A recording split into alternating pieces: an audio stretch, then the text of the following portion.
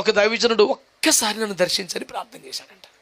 ఒక్క దర్శనం కావాలా, నిన్ను నేను చూడాలి ఒక్కసారి. దైవ దర్శనం అతడికి కలిగింది. తెల్లారి పొద్దున్న లేచి మరలా అన్నాడు, ఎటకరకు ఉందేట్రా,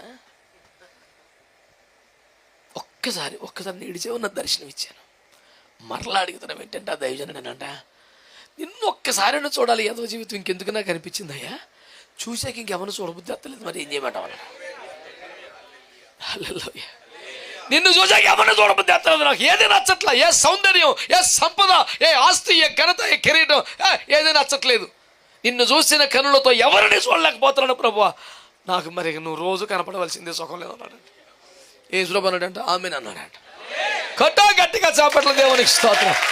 ఆశగల ప్రాణము తృప్తిపించే దేవుడు, హృదయ వాంఛలు తీర్చే దేవుడు, నూతన బలముతో నిన్ను దర్శించే దేవుడు. నీ అవిశ్వాసం శాశ్వత